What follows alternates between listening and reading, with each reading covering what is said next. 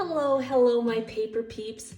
Today I want to share with you a no-sew binding system for your DIY journals.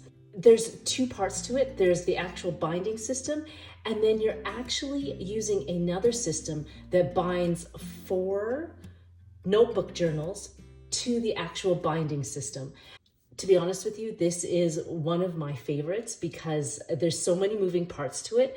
So if you can bear with me and allow me to show you how to put this together, I think you will really enjoy it and want to create this for yourself. I'm going to be using the new paper line that I have, which is called the Essence of Fall. And you can use this if you'd like. I'll put the link to that in the description box below. Yeah, so you can use any other paper that you have lying around and then just use the measurements that I include in this video. Now in this paper line, I've included some ephemera, some frames for photos, as well as some inspirational sayings, those kind of things that you can place in the journal. And the one thing I love about this is that with these frames, you can actually layer them. So one actually becomes a matting for the frame, and you can interchange any of these as you like. So I've also added some autumn words that you can use on as titles for your book. You'll see here I have some art pages that you can place quotes on, or in this case with this frame here, you'll see the artwork is kind of covering the frame a bit, but that's because you can just add, these art words or these inspirational sayings right on top. And that's why you see that option there. But in general, most of the printouts here are lined paper because this is a scrapbook journal. And then there's also frames, again, that you can place on top of these blank spaces here and then place photos in, or you can actually use it as quote pages as well. Now, these are the beautiful papers that I'm using from the paper line, and I'm not going to show you how to cut them up. You know how to cut them up. It does take a while, but depending on how much paper you want to layer in each notebook will determine how large you want the notebook cover to be. Now, the notebook cover actually fits maybe 4 sheets of paper. If you want to go more than that, then for the notebook covers, you want to print at 105%. Because if you don't, then you get this, the papers stick out because they're so bulky. So, and then after that, you can trim accordingly to fit the notebook size that you have. And the great thing with these papers is you can layer whatever you want. There's so many different combinations, so many different designs. And yeah, you can just kind of layer in some of these art pages in the middle or on the outside, and just, it's just kind of slipping them in wherever you feel you would like to have them. But again, the more paper you have, the more you're going to have to increase the percentage of the notebook cover printing just to accommodate that bulk. See, as you can see here with this Willows and Weeds notebook, I'm putting a lot of paper in there because the amount of journaling I want to do requires that I put a lot of paper in. So I will increase that measurement by 105% so that you don't get that overflow of paper there. Now I'll explain why what type of notebooks I have in this journal a little later on, but for now I just want to get started with the measurements, just because some people don't want to use this paper line and I don't want to waste your time if you want to use your own paper. So what you want to do is, if you're using your own paper, you want to trim each sheet that has obviously 2 sides to it, measures 9 inches by 6 inches. And you want to cut out as many as you want. Okay, so once you've decided on the amount of sheets of paper that you want in your notebooks, you just want to fold them in half and then slip them between your notebook covers. And in this case, the notebook covers are 9 by 6 inches. Now, you're probably wondering why I have these 4 different notebooks in my paper series. And that's because I actually agreed to facilitate a book study, and it's called Raising Amazing, bringing up kids who love God, like their family, and do the dishes without being asked. And that was written by Monica Swanson. And I thought, you know what, why not create a journal that would go with this book? And obviously that's why I came up with the colors that I came up with, because it matches the book. So that is why you see the colors that you see, and on top of the fact that it is autumn, so I have to indulge and feed that part of my soul that just loves autumn and loves the falling leaves and just what it brings. And so I have 4 different notebooks here. In the book study, we're going to be taking some notes, answering some questions that are from the actual book. And then we're also going to be doing what's called willows and weeds. And if you don't know what that is, that's kind of, how do I explain it? It's like when you do your highs and lows with your kids. You know, at the end of the day, they jump in the car and you say, "Oh, kids, what's your high for the day, or what's your low?" Well, willows and weeds are pretty much what that is. Willows are the beautiful parts of your day, and weeds are the ugly, nasty parts of your day. That notebook is for those type of reflections. So you write down the good things and the bad things, and then there's a reflections notebook, which is for that moment where you sit down and you think about what you've read in the book or what you've experienced that day from the willows and weeds of the day. And that's when you reflect upon those instances.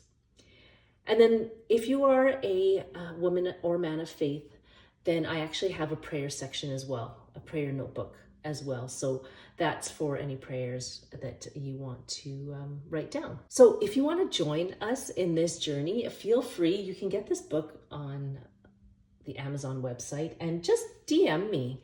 Let me know if you're part of this, because I will be creating other things that go along with this journal as well as with this book. So, and I will send that to you for free if you decide to join this journey with us. Oh yeah, by the way, this is how I roll.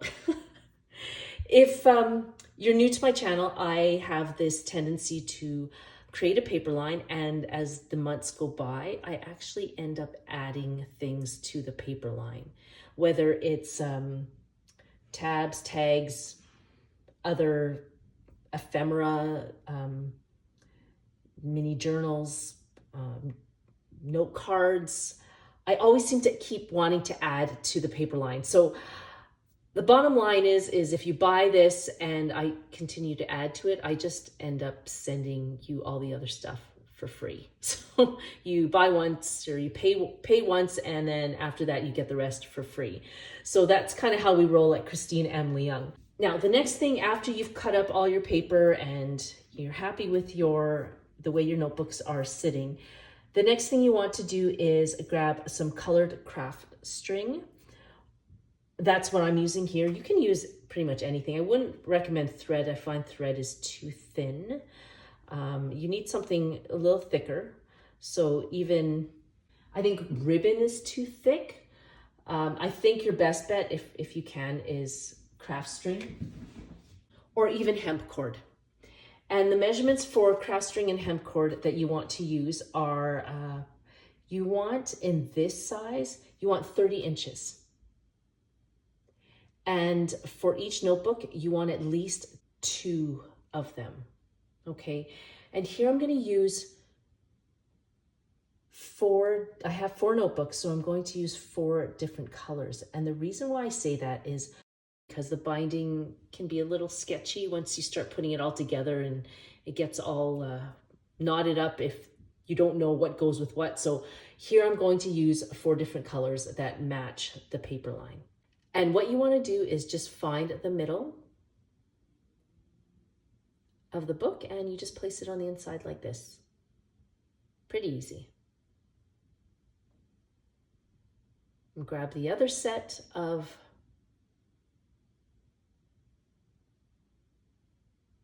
thread or craft string or whatever you like, as long as it's not, as long as it's not thread. Thread's too thin. And you do that with the rest of the books.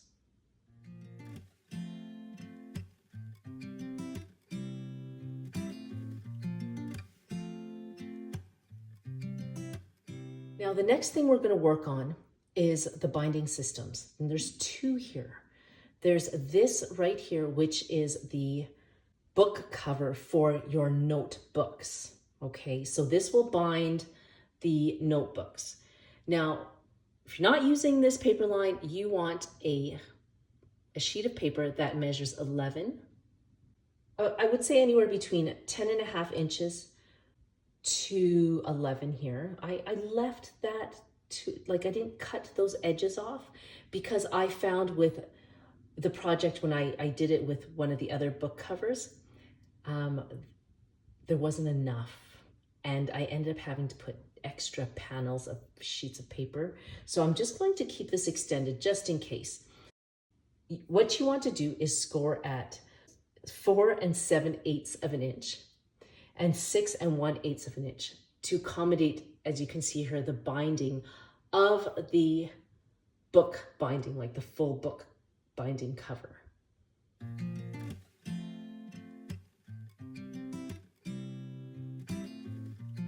Now you'll notice here that the book binding is quite large in comparison to the actual notebooks.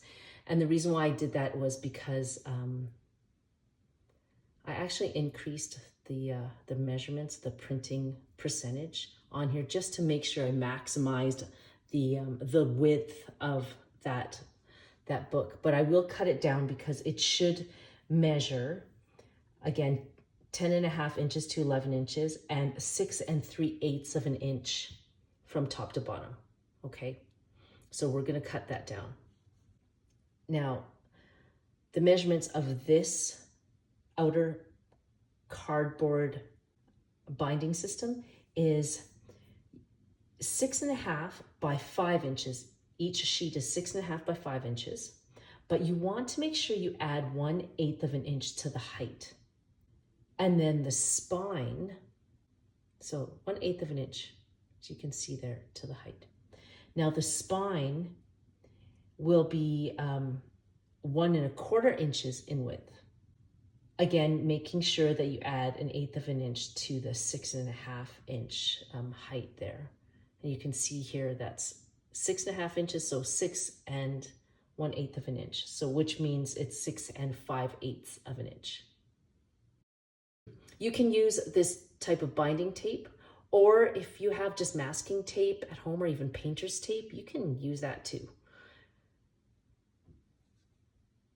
But you want to lay out a long enough sheet of tape that will wrap around the whole binding system or the whole spine of the binding system.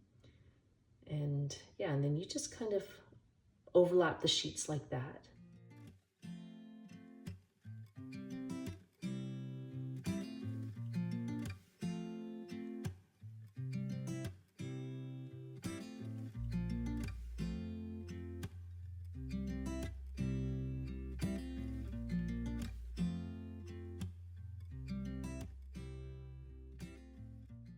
But what I'm going to do first is I just want to take the spine here, and you want to place it just like that.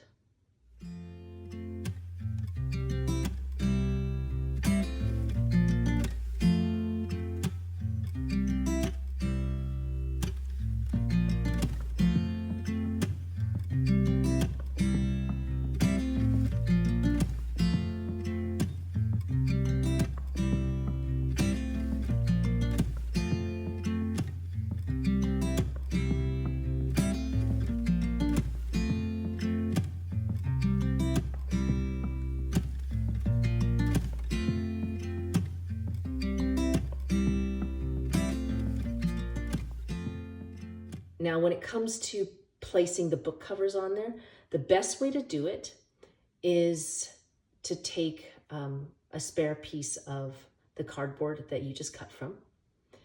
And then usually they say it's about 3 millimeters, but this is an easier way to do it. Just grab that thickness of the cardboard that you used and then place it between the two pieces like that. There, and then lift it off. And that's about 2-3 millimeters. And then you do the same to the other side.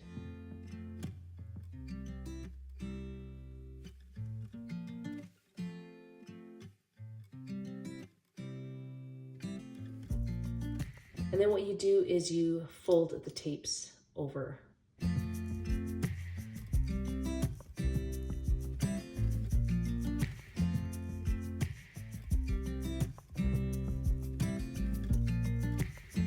Okay, so here's the binding system. We have these two book covers and then the spine. You could pretty much use whatever you want. This is just a collection of the different spine covers you can use because, again, I have 2 more book covers that you can use. But here I'm going to use this book cover and then use the matching spine to go along with it. And all you have to do is cut those up. And you see here I used one of the other book covers for that.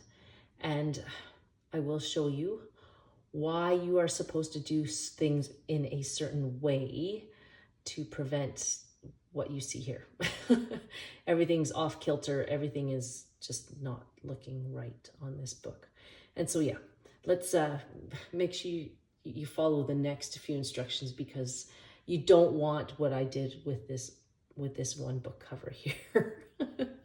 Okay, so here is the binding system for the outer cover of the book. And we're going to place those on there. But the first thing you want to do is you want to place the spine on there first. And in the other book, I used the Mod Podge because I wanted kind of this shiny kind of satin finished color to it. So you can use that as your adhesive and as also as a finishing varnish for the book. Or in this case, I'm going to try just Craft Bond craft glue. It dries clear, it's acid free, photo safe free, so I'm going to use this. I won't get that shiny appearance on here, but that's not a big deal. I kind of want to try this one here. And so what you do is you glue it down.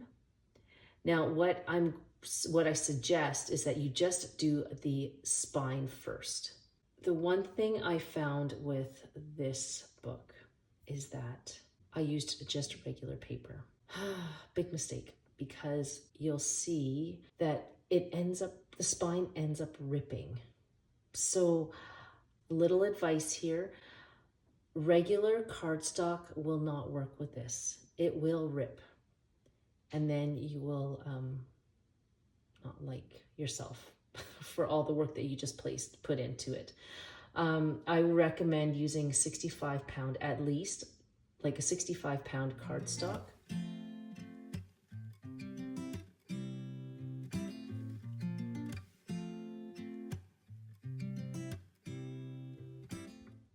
What I did here was I ended up placing 2 sheets on top because of the rips. And then to cover up the binding system part, I ended up placing some ribbon. So yeah, it can be very frustrating if the piece of paper rips, but not a big deal. There's always ways around it. And my way around it was reinforcing it with another sheet of binding. And then on top of that, putting a ribbon. Now, next thing you want to do is place the cover. Now, what I did was I found the center of the book, and in this case, it's 5 inches in width. So the center is 2.5 inches. And then I just marked that off. And what you want to do is cut, I would say here it's about a little over, I would say it's 1/2 inch, maybe a little over 1/2 inch off of the left side of that sheet of paper.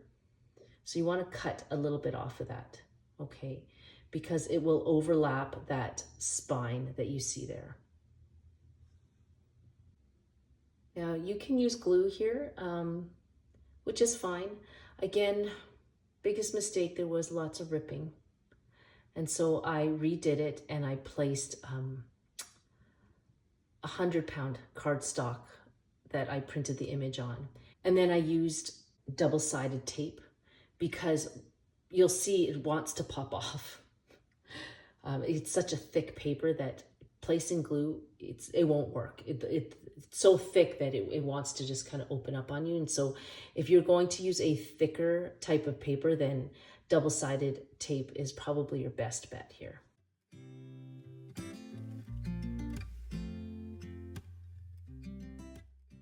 Now, if you're going to use glue, I always recommend placing a heavy book on there just to help kind of push out all the bubbles and then make sure that everything's nice and flat when it dries.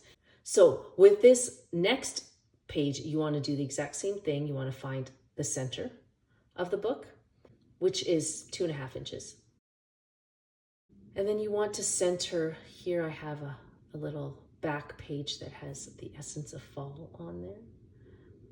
And you want to cut about, again, 1/4 inch, or I would say a little over 1/4 inch off.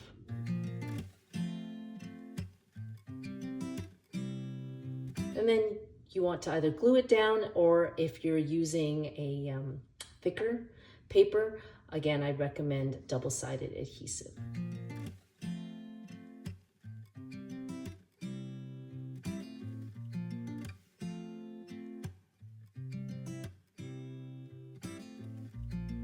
Now, I'm sure a lot of you know how to fold in the corners, but if you don't, what I recommend is cutting the corners off, leaving about 3 millimeters between the corner of the book and the triangle.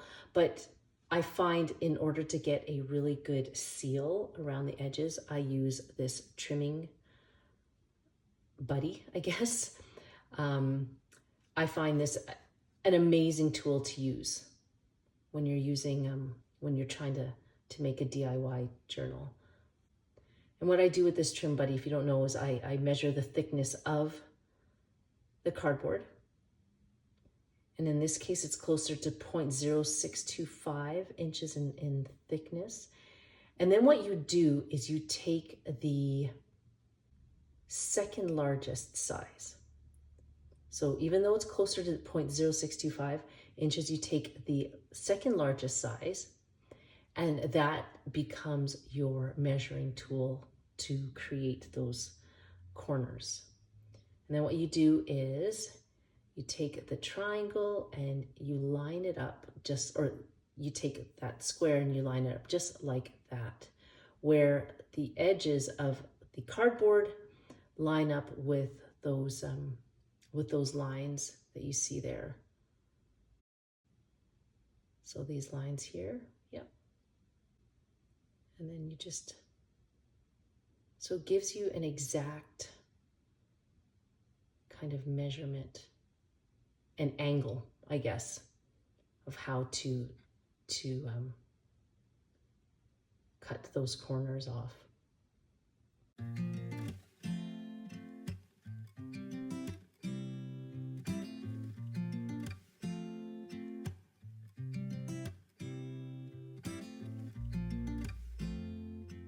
Then you take some scissors and you just, or your paper trimmer, I just use scissors.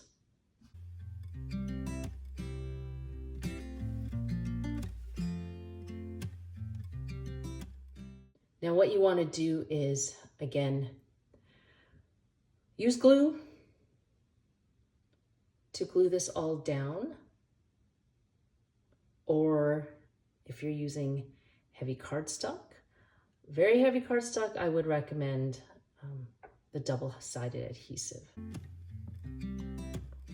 Now, one of the things they recommend is, instead of folding the page over onto the glued surface like this, they recommend that you take the book and you fold the book onto the glued surface.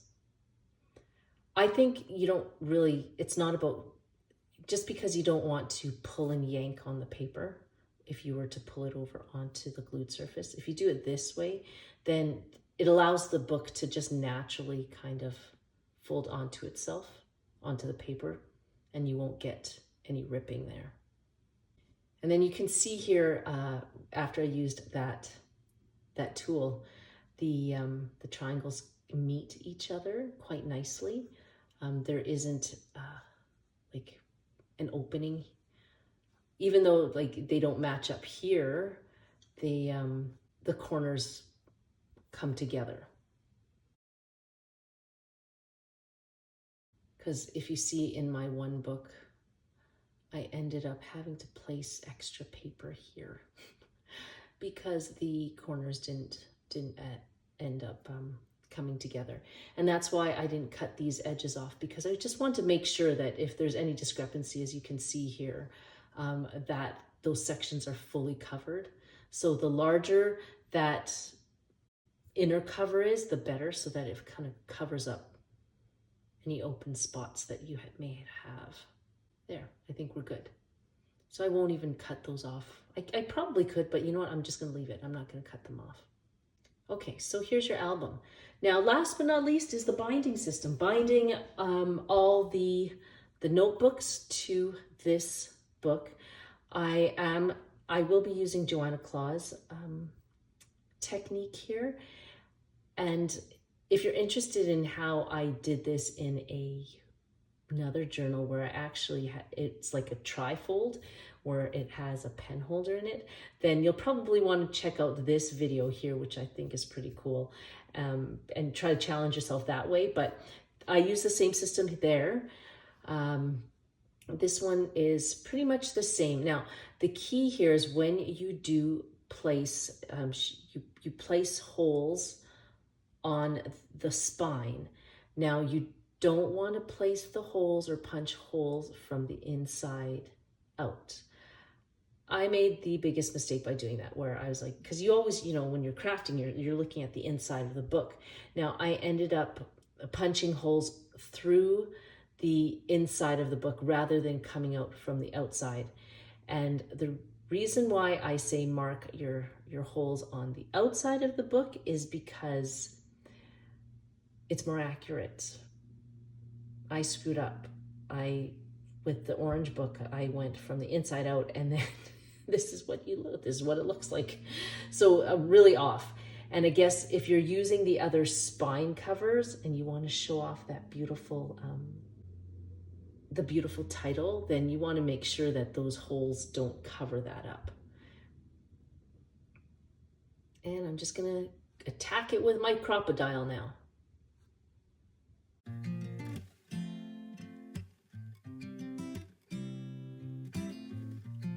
Now all you have to do is thread the journals through the holes here. I'm going to use a threading aid just to help me get the craft string through the holes easier. I'm not fiddling too much. So you pull it through that hole, and then from the outside you want to go back in towards the inside of the hole with that same string.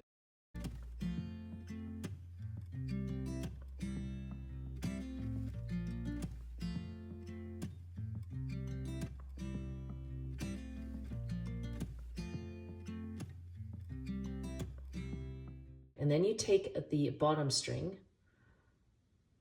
or the bottom portion of that string, and then you thread it back from the inside outwards. So you have that situation here. So you have one on the outside, one on the inside, and then you just tie a knot.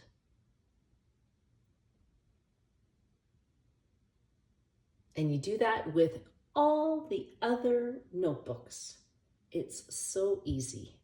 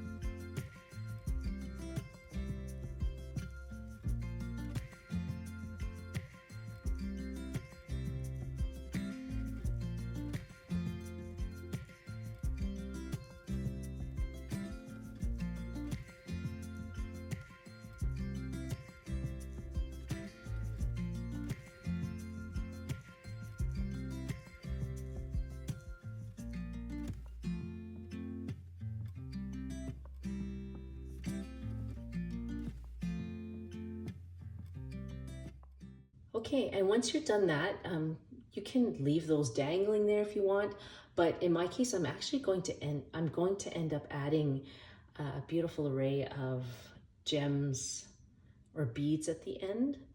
But for now, I'm just gonna tie it off, like braid it off so it doesn't get in the way while I do other crafting things with this book. I hope you enjoyed this video. If you're interested in joining me in this journey of raising amazing, make sure you send me an email and get you on that list so I can send you some stuff that goes along with that study, as well as along with this notebook. So take care. I hope you have a fantastic week, and hopefully we'll see you in my other videos. Bye.